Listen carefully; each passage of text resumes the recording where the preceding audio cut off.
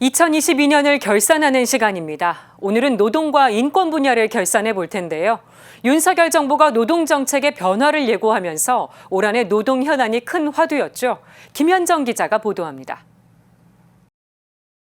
중대재해처벌법, 특수고용노동자, 노란봉투법, 주 52시간 노동 무력화, 직무성과제 도입, 임금피크제 확대, 공공기관 인력 감축, 올 한해 가장 화두이자 현재도 논란이 되고 있는 노동 현안들입니다. 20대 노동자가 샌드위치 소스 배합 기계에 끼어 사망했습니다. 해당 기업은 1월 27일부터 시행된 중대재해처벌법에 적용을 받는 기업입니다. 안전규칙을 지키지 않는 기업에서 하루가 멀다 하고 노동자들이 재해를 당하거나 사망하고 있습니다. 그런데 정부는 시행 1년밖에 안 된 이 법을 손보겠다고 했습니다. 처벌과 단속 중심에서 노사 스스로 진행하는 위험성 평가 중심의 자율 예방으로 바꾸겠다는 것입니다. 노동계에선 법무력화라며 반발하고 있습니다.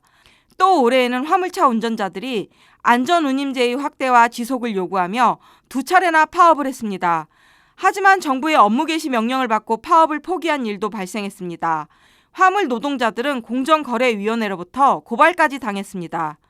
특수고용 노동자들의 문제가 여실히 드러나는 사례입니다. 대우조선해양 하청업체 노동자 5명이 임금 교섭을 요구하며 파업을 벌였다가 원청업체로부터 470억 원의 손해배상액을 청구받았습니다. 이 때문에 노조를 상대로 손해배상 청구를 제한하는 노조법 개정 움직임이 진행되고 있습니다. 이 문제들은 헌법이 보장하고 있는 노동상권 문제와 직결됩니다.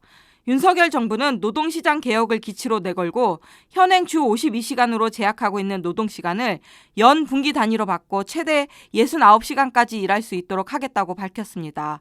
노동자의 과로, 산업재해와 직결되는 문제입니다. 정부는 또 현행 연공급제 중심의 임금체계를 직무성과제로 개편할 계획입니다. 경영자, 사업주들에게는 해고의 자유가 조금 더 주어지는 임금체계입니다.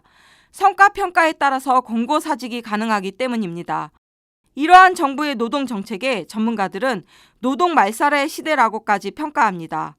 노동은 그 자체로서 존중돼야 되는 게 우리 헌법 정신이고 자본주의의 기본적인 틀인데 사실 이번 정부에 들어서면서 노동정책이 노동이라는 것은 이윤 추구의 수단 또는 재산권 행사의 부수적인 어떤 현상 정도로 폄하되는 경향이 보입니다.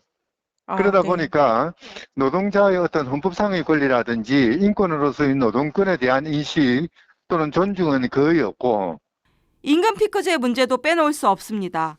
대법원은 지난 5월 근로시간과 근로일수 조정 등을 통한 정년 유지형 임금피크제는 차별이 아니라고 판단했습니다. 또 정년 연장형 임금피크제도 차별이 아니라는 것입니다. 이 밖에도 정부는 공공기관 인력 감축 방안을 제시했습니다. 정부가 내년부터 3년간 계획한 공공기관 인력 감축 대상자만 12,000명이 넘습니다. 인력의 구조조정이라고 하는 거에는 이제 업무의 구조조정, 통폐합이 그 안에 이제 깔려 있기 때문에 그 인원들이 이제 정리가 되는 거거든요. 그것들이 이제 다 민영화의 어떤 아주 첫 출발이죠. 보이지 않는. 작은 정부, 민영화, 시장의 자유라는 이름하에 노동자들의 지위는 더 불안해지고 더 많이 일해야 할 것으로 보입니다. CPBC 김현정입니다.